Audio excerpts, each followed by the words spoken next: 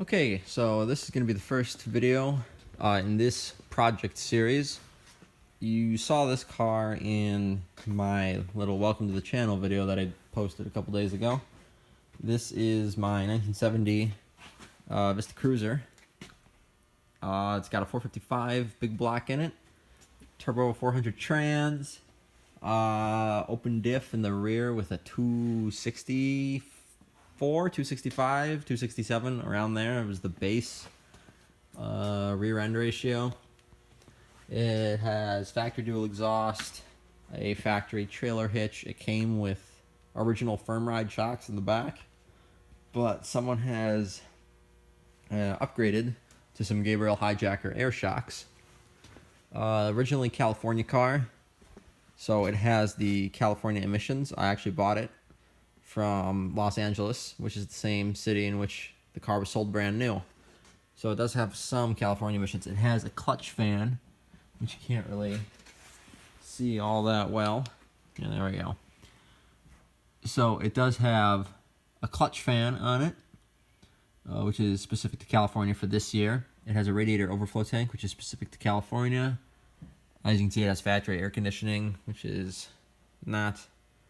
I believe I hit the Schrader valve in the cap right there, and it does have pressure in it, but I don't know if that's just residual from the car running, or if it's actually has managed not to leak all the R12 out of the system, which would be kind of nice.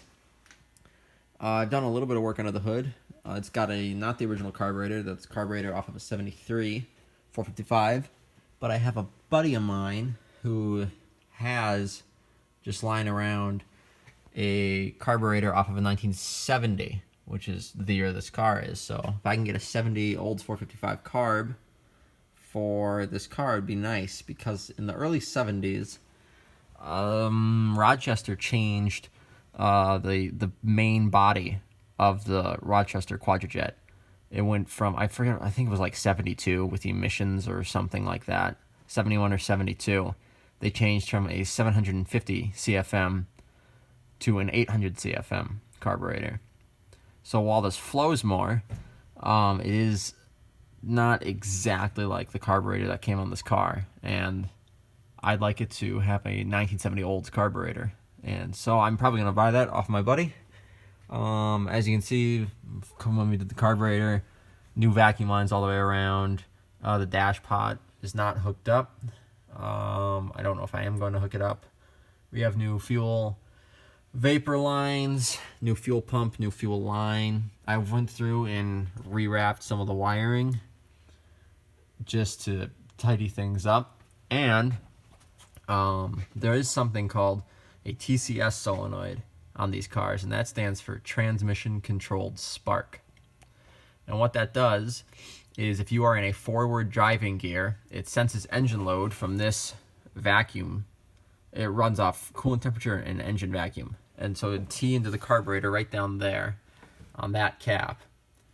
And what that does is it will retard the timing automatically to cool down the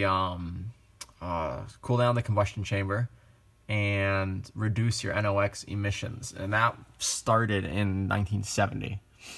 But the solenoids are $200, and the one that came on this car was broken.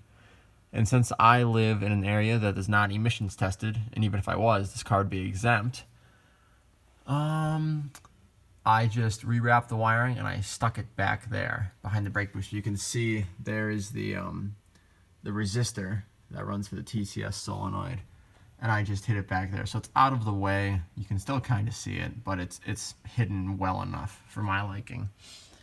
I went through, I had to do some resoldering of a couple electrical connectors, tried to hide them as best I could. Can't really hide the ones at the battery though. Other things that were broken on this car when I came, there's little bits of trim that are falling off and have been screwed back on by the original owners. I am the third owner of this car, by the way. Someone installed aftermarket rear speakers.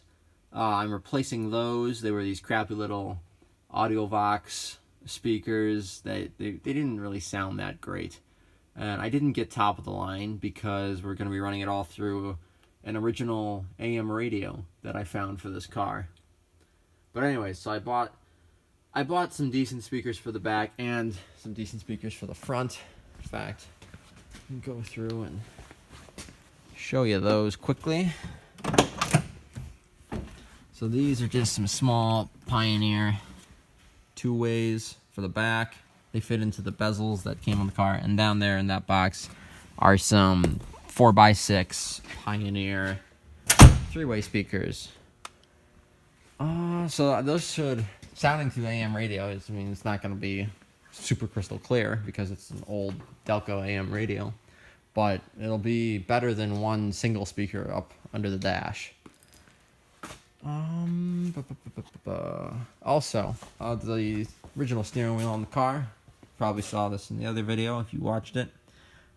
Big chunks and cracks. There's a big crack running along all the way across, but they don't make the deluxe Oldsmobile steering wheel anymore. So what we did is we bought a 442 Sport 4-spoke steering wheel and put it on. And you know what? I do kind of like it. It is nice. This trim piece I have coming in the mail. I have the trim piece, but there's a retaining clip that's missing. So I have one of those coming. And that switch down there, oh boy, that switch down there is for the, there we go. That switch down there is for the rear gate window.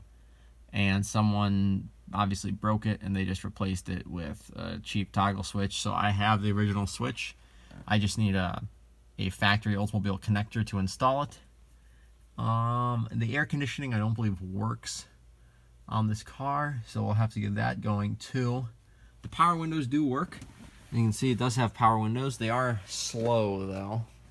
And this car I have not actually taken down the road yet. So we're gonna see how bad the weather stripping is come March when this car can go out again. And one of the biggest things to this car driving is the starter went out on me just a little while ago, so I'm gonna rebuild that. And it also has the fuel tank out because the fuel tank was full of sand, believe it or not. Yeah, the original owner said it's just there's just nothing but sand in the carburetor. So he sent it to a buddy to have him rebuild it, and then his buddy lost the carburetor that came on the car. So I'm stuck with that. But it does have the air cleaner. So that is nice that he actually sent the air cleaner along with the car. Just missing the carburetor. Here are the bezels for the rear speakers. Just painted them to match the interior. So it shouldn't look too out of place. And this is the fuel tank for the Vista Cruiser. You can see, got a little messy, but it is lined with red coat to help preserve the tank, and it actually is clear coated as well to help preserve it because they don't make these fuel tanks anymore. So it's repair it until it breaks, and then you have to engineer something else. I read on a forum that someone took like a 72 El Camino fuel tank and managed to retrofit it vertically, because this actually sits in the car like this, not like this. So they managed to retrofit it, and I don't know how well it went. That was really all I heard about it, and I haven't really heard of anybody else doing anything else. Yeah, so that's pretty much all I got. I've just been doing little things on the car. I did this on my Cutlass, which you'll see in another video.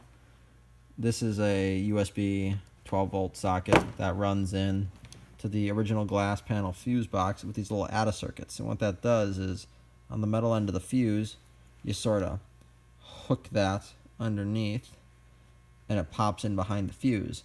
So it's still a fused circuit, and you add a circuit. I've used them for a couple years now, and I haven't really had any issues with them. They're not that expensive on Amazon, so I recommend them if you have old tube fuses in your fuse box. And this is not going to be anywhere conspicuous. It's going to be tucked, hidden up under the dash. You won't even know it's there. Same thing with this. I did this in my Cutlass as well. Buy one of these small black tacks. There's a multi-position hinge that works really well for these on Amazon, and you can mount these like under the dash, like underneath by where like the gas pedal goes, and it's not super convenient while you're driving, but it is nice for if you ever work on the carburetor, set the timing, you can see your idle, and you don't have your dwell meter handy. But again, that's tucked out of the way on a hinge, so you still can retain the factory look of your car, but you have a few modern things that have been added to it. So I think that's going to be it for this video. Let me know if you guys have any ideas of what I should do as far as project-wise on this car, any tips you have. But I think that's going to be it for this one. So I'll see you guys in the next update on this car.